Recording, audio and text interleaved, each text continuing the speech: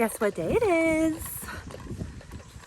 I feel like it's officially the beginning of garden tour season.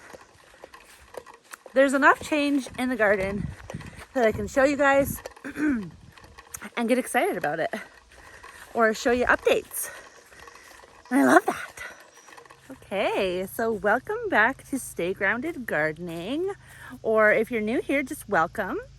This video is going to be more vlog style, so it's going to be a lot of me just walking around and talking to the camera and showing you what's going on in the garden other than weeds.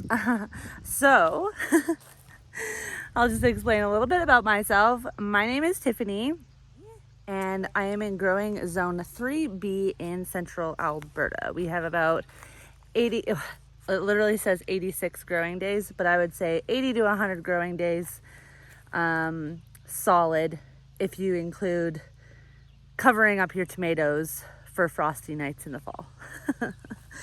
So that's about me. We live on 26 acres, mostly treed, as you can see, and I have a 25 by 50 foot garden. I guess it's 28 by 50 now because I put a row of potatoes in. But let's get to showing you what's going on in the garden, what's going on and what's new. I want to say actually at the beginning of this video that I'm going to be trying to post every Sunday for you guys now. I've been doing every Monday and that's great, but I feel like I may get more of you guys being able to watch because I've had a few of you say that you watch like after work on Monday, which is great, but it might be a nice Sunday thing for you to do. So I'm gonna try posting on Sundays instead and making it a little easier to watch. You might have a little bit more time. A little 20 minutes here or there on a Sunday is a little easier than a little 20 minutes here or there on a Monday, is my thoughts. So just a heads up, we're gonna do that on Sundays now instead of Mondays. Now let's get on to the actual garden tour. Okay, so I'm starting off on the end where my garlic is. I put a lot of things on this side of my garden that I don't really necessarily want to be tending to all year round. I am mostly on that side of my garden when I'm tending to it every single weekend. I have things like tomatoes, the peas, the lettuce, the stuff that I'm gonna go harvest like all the time, the beans, the chard, all that kind of stuff. I have things like onions, I have things like squash over here, my garlic, because those things I just basically need to water every once in a while, and weed obviously, but there's no like trellising. I'm not continuously harvesting like you would with lettuce, stuff like that. So that's why I put this stuff kind of off to this, not the side, but it's like the further part of my garden. Oops. Okay, so this is the garlic. I do have lots of weeds in there, just ignore. I haven't been able to weed yet today. But these are the garlics. I have hard neck garlic. The reason why I got hard neck over soft is because I wanted the scapes that eventually come up on here. I don't have any yet, so I don't know if I'm slow to the game or if they are just not producing, but I guess we'll find out eventually. But that's why I got hard neck. If you want to braid your garlic once it cures, you will need soft neck garlic. Food for thought. And over here are my 2 rows of onions. One is white, one is red. I think these are my red. I can kind of you can almost start to see the kind of darker part now coming in. So these are my red ones, or purple, and then those are my white or yellow. I honestly don't even remember what I got, whether it was white or yellow. This is so funny. So last year I had poppies like crazy. I put them all on the ends of this, and a lot of this, that's what that is. So I'm just leaving them. They're little poppies, so they'll be nice and pretty and cute. And the moment we start going down here, oh, these things are starting, guys, we've had so much rain and all this stuff is starting to actually green up, which is so nice. So this is sage. I have on the edge of each trellis, I have herbs. I did it on the other sides too, on some of them, not all of them. This is mint. So on either side of this trellis, I don't have any herbs because I just didn't want anything to get choked out. So I have lemon balm here. I have sage here. I have creeping thyme up there. I have lemongrass up there. And then we start getting into my actual plants. See, this is how much rain we've had. It's so crazy. This has not grown at all. So everything is starting to look a lot, it doesn't look like it, but things are starting to look a lot better now that we've had some sunny days. Surprise, surprise, it's supposed to rain tonight too. So we'll see. This is funny. That's actually a pumpkin seed. Oh my gosh, there's another one. That's so funny. I don't know whether I'm going to leave this or not. I might. That is a pumpkin. And so is this little guy. That is really close to the edge. I'll probably take this one off because when Dave comes and mows, he's going to wipe that out. So probably remove that one. But I might leave this one and just let it sprawl all across here. I have a butterfly bush. But guys, it is not looking good. Look at that thing. That's supposed to get to like 6 feet tall. I don't think that's happening. So yeah, I might let that guy just sprawl across there and that'll be fine. I also have, next one over, in these bags, I actually have cauliflower and broccoli, but they haven't come up yet, except for that far one that actually has a sweet potato slip in it, which is exciting. But these have, I kind of alternated broccoli, cauliflower, and they haven't come up yet because those will take a little bit to come to. Yeah, no, there's nothing in there. There's like a little bit of seeds in there. I don't know if you can see that little bit of green. Right there. Maybe that's broccoli. We'll see. But in these places I have put, I think this one I put squash. And then in the other one I put beans. I don't even know, honestly. No, I didn't put beans in there. I put squash in there. So you can see here, I just want to say this before we get going. This is that biomulch that I put down. And I'm sure somewhere in here, I've been thinking about this a lot lately. Somewhere in here, there is a staple, a metal staple. It's probably up here somewhere. Where is he? There he is. No, that's not him. Is that it? I don't know. Oh, I can't find it. Anyways, see, this is going to be the problem.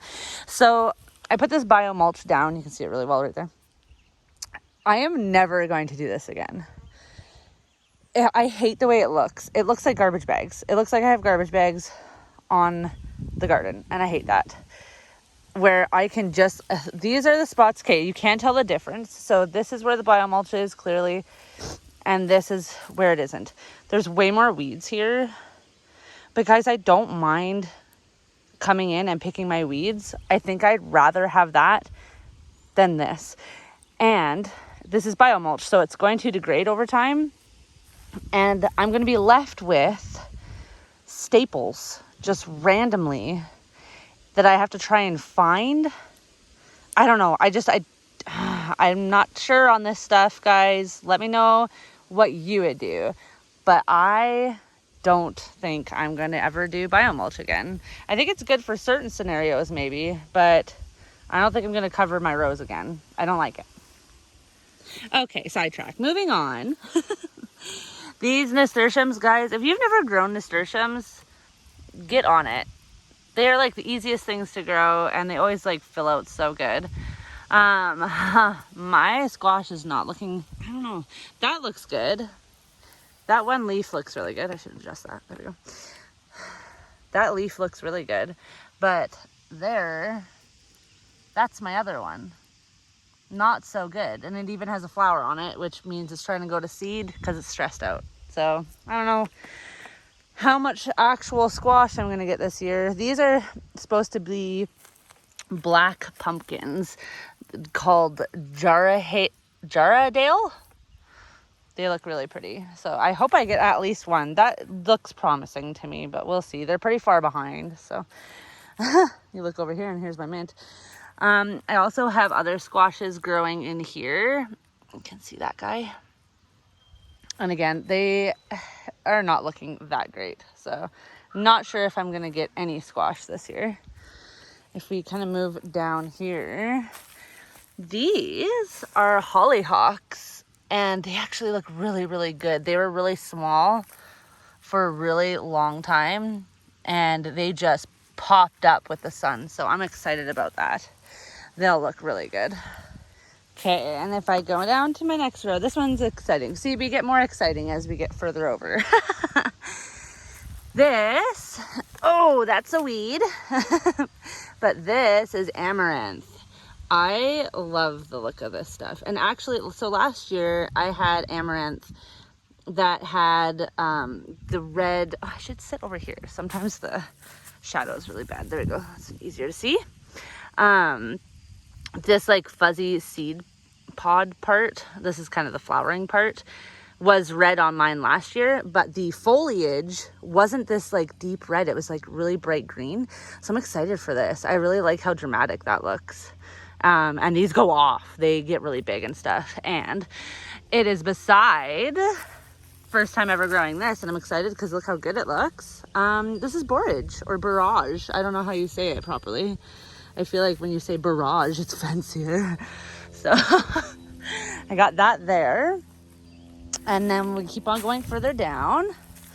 And I have oregano there. I made sure I labeled that one because I think this is actually my first time growing oregano. It looks good though. It looks pretty healthy for the stuff that's actually turning green.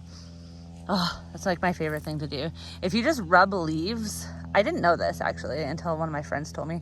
If you rub the leaf of a herb and you can smell it on your fingers, it smells so good. I am caught doing that all the time in greenhouses. And then as we go further down, this is my cucamelons. These guys are so slow to start. They were like this last year too. I am constantly wrapping that guy up and he just falls down. But there's tons of new growth down here. Oh my gosh, get those weeds out of there. And this is a lot of growth too. So they'll take off soon. They don't take very long and they'll be climbing up here. And they'll get really high and be really thick and have lots of little cucamelons on there. So I'm excited about that because they taste so good. Oh my gosh, you guys, this is, this is my dill. I'm laughing because this was so small last weekend. Oh my gosh, that's crazy. Looking real great. Perfect. Awesome. I really want to try pickling stuff this year. So that is awesome. And then last week you guys saw this row. This is, oh my God, these little marigolds are so cute. I think they got, I think they got stunted and that's why they're so tiny, but look how adorable they are. Just a little pop, just a little pop of color. They're so tiny. I don't know why they're so tiny. Anyways, okay, moving on. This is the carrot bed, and man, once carrot greens start going, they get so big. They're looking really good though. This one row did not go off as well. I'm wondering what color they are. They almost look stunted. I don't know. I think they like just poor germination. If you compare like that row with this one, I don't know if you can see that well, but it is not as good in that row. So we'll see. I wonder what color those are. I have a feeling that those are like the dark purple or something. Sometimes when you get a variety that is like kind of out there, they just don't germinate as well for whatever reason. Well, that's the luck that I've had anyways. And we go over here is another, oh my God, there's little flowers in there. I have to remember to stay on this side of the camera. Oh, there's little flowers in there. Look at the little babies. Cute. Oh, I'm so excited for borage in my garden. Apparently you can take the little, they have like little bluey purpley flowers and they taste like cucumber. So I'm going to try one when we get them. But what I thought would be really cute is putting them in your ice cubes. You can put little blue flowers in your ice cubes and then you have like cucumber water. I thought that was adorable. So I might try that. And guys, this is actually really interesting. So this is my glass gem corn looking like good. To me, it's looking good. I transplanted those. I'm going to bring that up all the time just so people know. Transplanted those from inside because they are a 105-day variety and we only have about 86 days. So I had to start those inside. I do have my other corn over there, which I'll show you. And it is catching up to this stuff. So it did stunt a little bit. So we will see if I actually get a harvest out of that. It'll be super interesting. I'm excited for just the end of the year to see what I get. Even if I don't get anything, I'm excited to see what I get. All right, let's move on. This is chives. Chives always do so good here. I don't know, like our season. I don't know if it's just because it's basically a weed everywhere, but chives always do good here. On the other side, I have cilantro. But I just actually learned, which I did kind of know already, but I watched again in a video yesterday, that the seeds from cilantro are actually coriander. I don't think I've ever cooked with coriander, but I'm interested because I don't like cilantro. Like, I don't like the flavor of it. The only reason why I'm growing it is because I was told that you can make a really good green sauce, kind of pesto-y green sauce with basil. Oh, no, wait. It might have been parsley. I have to look that up. But cilantro, maybe parsley, maybe a little bit of basil. I'm not sure. I have to look that up. But, and it tastes really good. And even people that don't like cilantro like that sauce. So that's why I'm actually growing it. But I kind of want to let a few of them, or maybe just one kind of plant or part of the plant, or maybe even after I harvest some of the cilantro to try the green sauce, I want to see if I can get the seeds to make coriander or to grow coriander and then try that. I have never cooked with it, so let's see if I like that. Okay, this is kind of interesting. Okay, so in these spots, I didn't have anything. So I planted, let me see. Oh, I wonder. So these are, that's definitely a bean plant. If I can get close enough where you can see. These are my little beans. They are noodle beans. So they are a climbing variety. And I have stuff like lemon gum that's like super, super fragrant beside it. Plus I have hollyhocks kind of lining the other side to protect them because deer will come and eat the beans. But they're not doing well all of a sudden. They popped up really quick. And I don't even see the... You can kind of see that one. He doesn't look very healthy though. Interesting. I wonder if I'm even going to get beans. Oh, we'll see. If not, I have those hollyhocks that'll make this look really pretty. So I'm not too worried about it. And look at this. Oh, this is so pretty. This is also sage. So I am swimming in sage. But look how pretty that is. That is a tricolor sage. I've always wanted this in my garden. It just looks so pretty. And I didn't actually know that it kind of does this purple thing first and then turns into that leaf. That is so pretty. Anyways, that's why I have that. Okay, you guys. This is where we start getting into like issues. This is my pepper area. You know, they don't look as bad as they have been, but the one thing that peppers don't like is too much water, wind, and cold. And that's all it has been lately. So they are looking mighty sad. This is the Carolina Reaper. Look how small he is. I don't think we're going to get anything out of that. We'll see. And they're also starting to set their fruit, which again means that they are getting kind of stressed out. Better. Do you see this purple flower? Look how pretty that is. This is a Hungarian black jalapeno. I have planted 3 of these because it is such a gorgeous plant. And it's a jalapeno, so I can always use those in spices and cooking. But they just do not look that great. None of my peppers look that great, to be honest with you. I also planted jalapenos. These are not spicy jalapenos. And then I grew, shishito. That was the other one that I grew. And they just don't, like, I have a fruit on it. But I don't know if that's a good thing. They look so stressed out. I might grab some fertilizer I have, when I say fertilizer, I use fish emulsion. I might try and just give these guys a jolt just to see if I can get them a little healthier looking. Okay, and as we go down, this marigold looks a little bit bigger than those other ones. My tomatoes. Okay, so these are my nursery tomatoes. I have, is it this one? I think it's that one. This is you can't see it as well now. This was a huge flower. And you can get things called fasciated blossoms. They're also called, when they're a tomato, it's called cat facing. It's probably called a whole bunch of different stuff. But when you get that in places that are really humid and you get cat facing on a tomato, I mean, it can happen here too, but a lot of times because it's like numerous tomatoes growing on one part, so that's where you get those really weird misshapen tomatoes.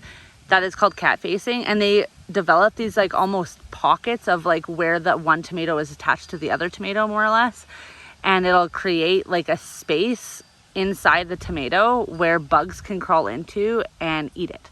So, but if a bug does not climb in it to eat it, you get a huge tomato. So I just had to leave that one because it was kind of crazy, and I wanted to show you guys what you get. Plus there's all these other flowers on here. I think I'll get lots of tomatoes. I'm not too worried about it. This is called a delicious tomato. Okay, this is where one of the melons was supposed to go. I didn't plant anything new. Look at those. Oh man, like they're just, I don't know. They got like some sort of disease or something. I think this is chamomile, so I'm just leaving that. And hopefully I'll get like a little chamomile bush right there. That'd be all right. At least that'll take up some room right there.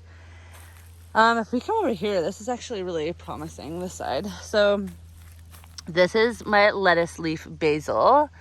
This is almost kind of an experiment. When I put like 5 different plants, I think, right here. Look at that. They're starting to get big. Cool. Okay, so this is kind of oh, it smells so good. Like the moment you touch basil, it just like releases all these scents. It's so good. I love the smell of basil. It's my favorite in the garden.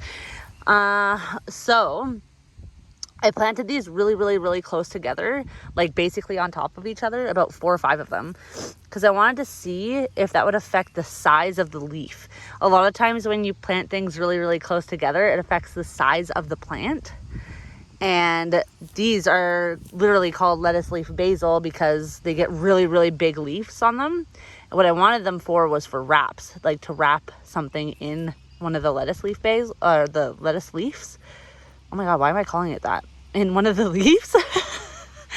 I think that would be really tasty as summer snack kind of thing. But I also have spaces where I planted them like really far apart just to make sure that I actually get big leaves. But that is more of an experiment. But they're actually looking really healthy. Okay, I just switched sides here. Oh my gosh. So you can see better. Move off my cage. So right in front of the cage, I have echinacea. Guys, they're not, this looks like grass, but it's not. It's echinacea. This is the only green twister one that I have. But they're not coming up like as fast as I thought they were going to. So we'll see if I even get any echinacea. I was really hoping to, but we'll see. In front of that, or behind that, I should say, I have, oh my gosh, you can barely see because of all these weeds. It's not even really that bad. But to me, it's bad. This is chard. It does so good here. So this is a white chard. This is a yellow one, and that is a red one. You can probably see that, but and I have another one here. It's funny because that's one right there. It's significantly smaller. That's a yellow one. They were planted really close together at one point, and I just transplanted that one. So it's interesting to see that transplanted one is just not doing well at all. But it'll grow up, man, and it'll get big, and I'll get lots of harvest from it. Chard is one of those things that just like goes off in the summer. Like I get way too much of it. I have to give grocery bags full of it to other people. Okay, and then we keep on going down. Okay, right beside my lettuce leaf basil, I also have Genovese basil that I did the same thing to, and I also planted it everywhere else in the garden, so I'll have more than enough. But this stuff is definitely not looking as healthy as it normally would, I think, but I'll still get some. It still smells so good. Oh yeah, see, this is a good example. That is a lettuce leaf basil. He's so tiny right now. Hopefully he'll grow up to be big and strong. All right. These are some tomato plants. If you're wondering what these are these are bug houses. They kind of work. There's some eggs right there of some sort of spider or something. So I put them in here and I put them on the trellises because they don't look bad. Like they're just like little pieces of wood. And if I can invite some good bugs in here, right arm. Like I want to, because good bugs are good for the garden. They'll take care of it while I'm not here.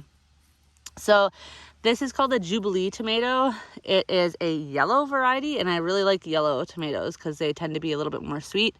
And if I'm making a tomato sandwich, I can kind of layer on, layer by layer, like a yellow one, a red one, a dark one, stuff like that. I love doing that. That's my favorite.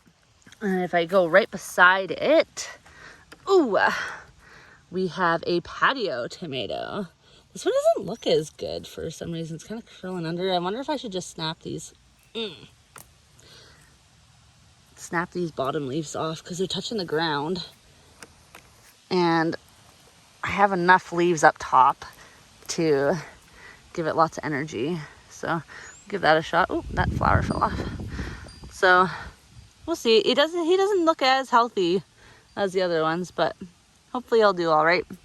It's a patio one, so it's not supposed to be a really big one. So I don't do things like cut off suckers on determinate tomatoes because they're just going to turn into a big bush. I'll prune as needed if any of the leaves look like look how that has spots on it. I'm not going to take that off right now because it doesn't have very many leaves on it. But once this gets a little bit more much more mature and it starts growing bigger, I'll take leaves like this off or stems like this off just so it stays healthy. And if there's other leaves, once it turns into a big bush that can come off that don't have fruit on them, I'll kind of thin it out a little bit. But other than that, I try not to take off any suckers or anything like that. I just let them bush out on a determinate. On an indeterminate that climbs, which will be like this guy, he'll eventually climb up. I will trim suckers off of that one and trim it down to one lead stem.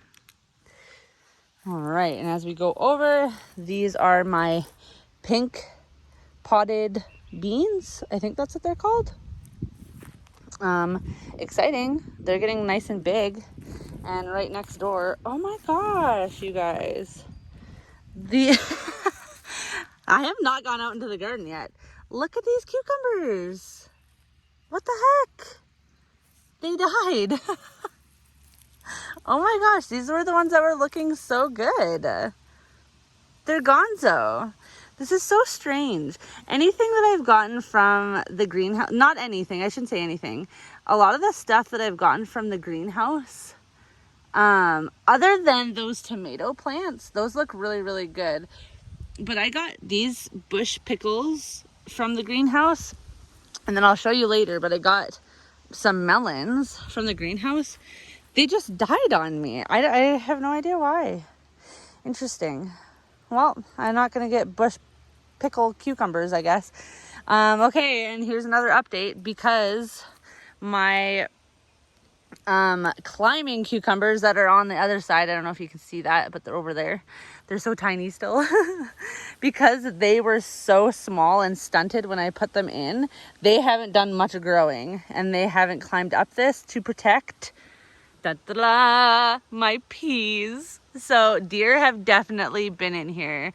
You can tell because that is like a bit off stem. And there's a whole bunch down in there too. You just can't see them on the camera. But yeah, I kind of knew that was going to end up happening. So we'll see if I get any peas off of this. I mean, it looks nice and healthy and lush. So that's a plus, you know. I know that they're growing, so that's good. Maybe eventually I'll get some hidden peas in there. But right now, They're just kind of a snack for the deer. And that's okay. Not a big deal. In other news, here's my dragon tongue bush beans. They look so good. Look at these ones. Very healthy. So won't be long now. Beans just like explode once they get going. So I'm excited for that. Garden fresh beans are so good. So one thing people will tell you is that nightshades, deer won't touch. Like potatoes, tomatoes, peppers, eggplants, those are all nightshade plants. And they're toxic. Their greenery is toxic. And my potatoes, every single year, the deer come along and nibble on them. They will either demolish like one whole strip. It's fine by me because potatoes are like a weed and they just grow back anywhere. They're so resilient. So they'll come by and they'll like mow down a whole row. That's literally why I made this whole row along here, is because they can, and it's not going to affect what I get to harvest. So I'm just going to show you guys. No, every time I tell like a farmer this, they're just like, what? They eat your potatoes? I'm like, yes, they do. It's insane. I don't, you can see, I don't know if you can see here, they totally chomp it off. Here's another one. Here's another one. Like, it's all down the row. They've just like come along and they're nibbling along. So they'll do that once. They'll do that once at the very beginning of the year, which is like right now. And then I don't know if they do that and they go off and they get sick. And then they're just like, don't eat that again. But they do it once and then they don't usually touch them again. So they must do that and then they get sick and then they're just like, okay, well, noted, don't eat that. It's just kind of funny because everybody's just like, yeah, nope, they won't touch your potatoes. I say otherwise. All right, on to the next thing. So this, I'm just gonna lift this up. It might be easier to see. These are my beets. So at the very far at two rows? No, just the one far row, that's red. The two in the middle are golden beets, and these far ones are my white sugar beets, and they're actually doing really good. So that's exciting. Also, check that guy out. That is a honeywort. I'm gonna have to move that guy because they grow into a huge plant and they're really pretty, so I want to keep that. I have a couple of them that have volunteered around here. Volunteer plant is just something that has reseeded itself on its own. I haven't had to do it. It volunteered to seed itself. So I have a couple of those like kind of popped up everywhere that I'm going to put in empty spaces around the garden because they're really, really pretty and hummingbirds like them and bees really like them. So just ignore this. I have a lettuce leaf basil that I should be planting out, but I'm honestly probably just going to chuck this whole thing out because it has a whole bunch of rips and tears in it. So on to the next thing. See, here's another one. And I haven't decided if I'm going to move this one yet. It's like literally right beside a marigold, so I probably should. But we'll see. I might just leave that one. This is another tomato. Which one's this? This is just has beefsteak on it, so it's just a red beefsteak. It looks healthy. It's not too bad. I kind of want to I'm just going to take this off. See, when they look like that, that is not a super healthy looking leaf. So take those off. And it's still like that is pushing it for, you don't want to stress it out too much, you know, but that's pushing it for, that's about as minimal as I would go for ripping off leaves. This is also not like the super healthy looking leaf, but I'm not going to take that one off because then it'll only have this to get energy from the sun. So we don't want to take off too much. This one looks really nice and green. I don't even know what it is because oh no, it is. Oh, this is my black cherry. So this is one of my tomato plants that actually survived. This one I grew. How exciting. Oh, we look so healthy. Yay. All my tomato plants did not die, and it's a black cherry. Yes, perfect. Oh, that makes me happy. Awesome. Okay, this is interesting. So these are my other basils. I really think that some of the tomato seeds that I have, or one of them, is diseased. Because this holy basil is supposed to go off. It's supposed to be really lush and beautiful. And I didn't plant that as heavily as I did with that lettuce leaf. And look how awesome that lettuce leaf basil is. And then this is so sickly looking. And it's not supposed to look like that. Like, it's not supposed to be skinny and spindly. This is blue spice basil, and I have actually looked at pictures, and this is pretty normal of it to look like kind of almost colander-like. Like, it grows up a little bit more tall and skinny.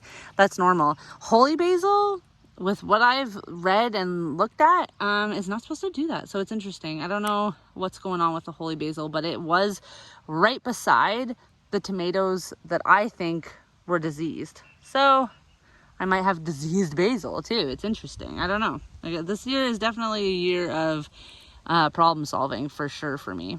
All right, I just moved off my other cage there for my lettuce. If I were to leave this out, the deer would just demolish all of them. But look how good my lettuce looks, guys.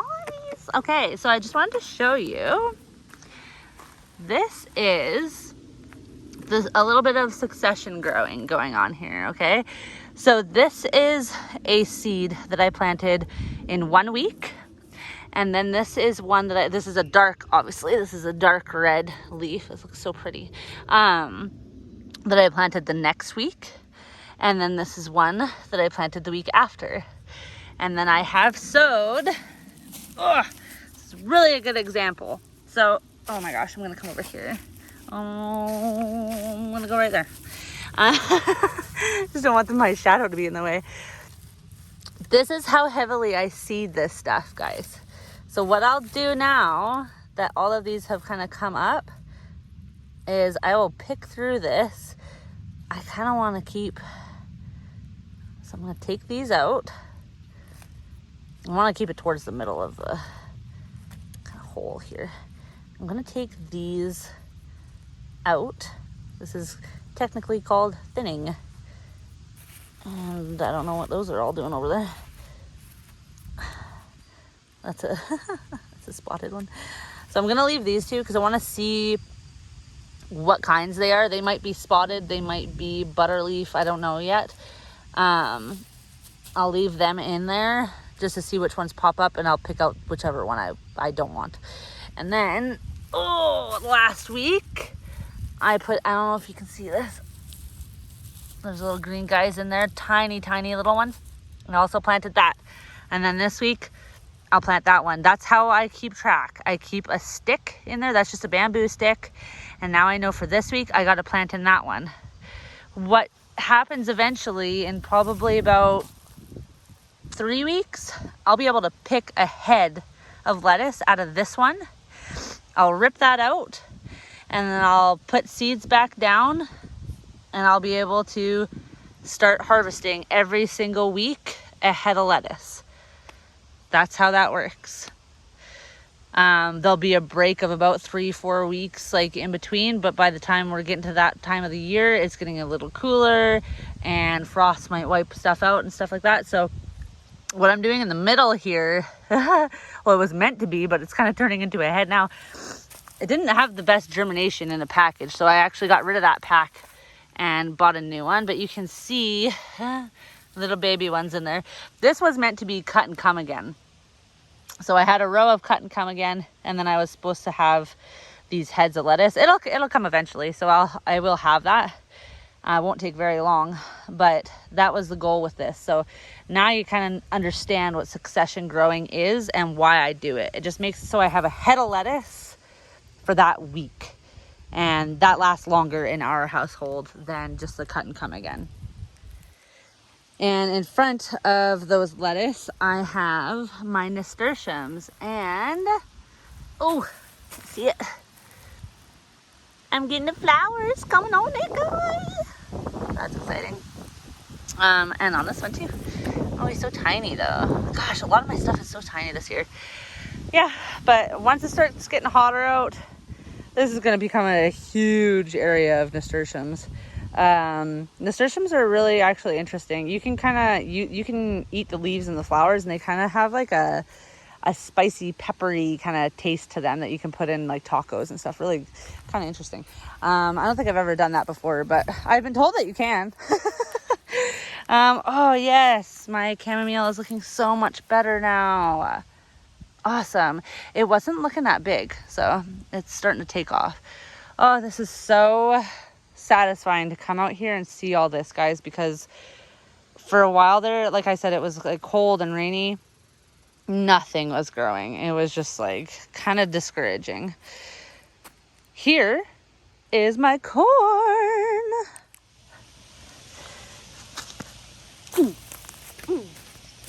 The corn is honestly the most exciting thing. It's so easy to grow. I don't understand why people say corn is hard to grow, and they're just like, well, I'm trying corn this year, we'll see how it goes. I have never had an issue with corn. You plant them relatively close together. I've planted them in rows. I have planted them like squares, kind of like grids like this. Never had an issue with them germinating, with them pollinating. So I don't know what the issue is, but I've had nothing but success with corn. And it's easy, man. You get fresh corn in the summer, corn on the cob in the fall. What? Corn on the cob? Also, you can freeze it. It's so easy. I just love it. I love it so much. So anyways, this is the, what was it called? Bicolor espresso corn from Vessie's. And then that glass gem corn is almost at the exact same stage. It's a little bigger over there, but this stuff is going to bypass it. I can almost guarantee that this stuff is going to grow up way faster than that is. It was direct sown, so this is a really good example of direct sowing and then seed starting inside and transporting.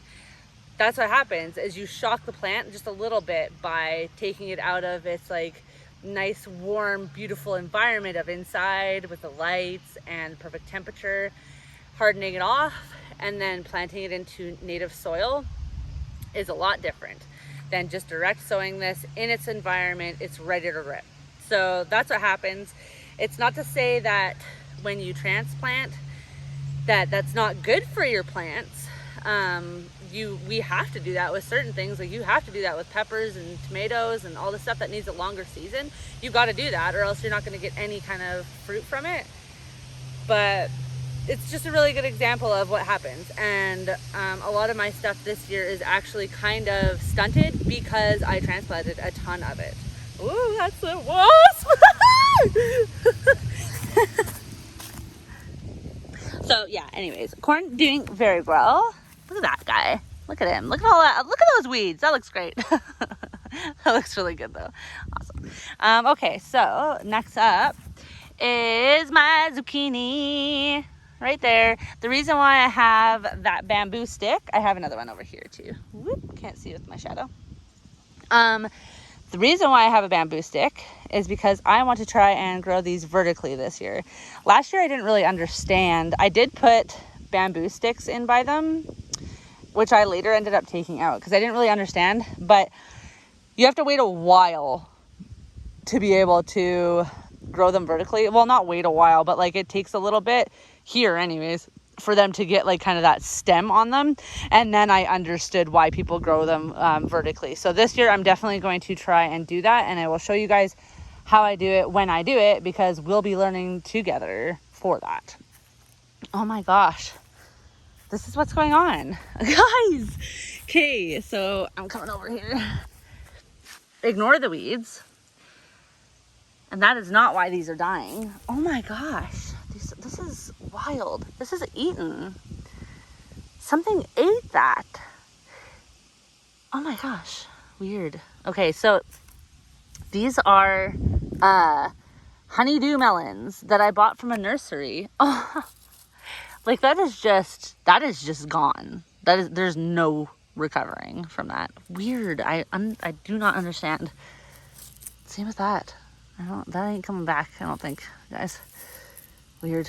And I have my other, like, well, I kept that in the ground. That's one of my actual ones that I started, but that ain't coming up either. I don't know why. those melons just decided to give up. Same with those cucumbers. That's too bad. I was so excited because this is where you like come into my garden or come into our yard. There's a house. And I was so hoping for this to be like this big lush archway, like the moment you see it. I don't think I'm gonna have much for lush of anything growing up this year. Dang, that's too bad. Oh well, it is what it is. Here's another thing that's too bad. I'm gonna show you guys. This is actually kind of hilarious. So last year, I had this like strawberry bed, basically. It's like a sectioned off area. And I was told at one point, or just watched a video, that deer don't like going into enclosed spaces if it's a really big space. So if I had put like an entire fence around this garden, they would just jump into it because it's such a big space. But if there are small spaces, they won't jump into the small space, is what I was told. So clearly this strawberry patch, I don't know if you can see like the tiny little fence. It's not really a fence. It's more of a like edging metal thing. I left holes in it. Like I'm walking through it right now, and you walk through it here. So there's 2 holes in it. But last year, no deer went in there. Like nothing touched my strawberries other than wasps, because we had a ton of wasps last year. And they burrowed holes in the strawberries. So I literally only got like 2 or 3. This year, I was like, oh my gosh, okay, we don't have as many wasps. This is gonna be awesome. And there are a ton of fruit. There is a ton of fruit on these guys. Like there was lots of flowers and all that stuff. So I got into my craft room. I painted a whole bunch of red rocks because that was the other thing. I was like, okay, well, birds aren't gonna eat these. I'm gonna win. So I come out yesterday, I think it was, and just to like look, because I have a lot of fruit on here. I just wanted to see like how fast they were ripening. And I came out here, and guys, a deer was in here, 100%. You want to know how I know? You want to know how I know there was a deer in here? This one's the worst one.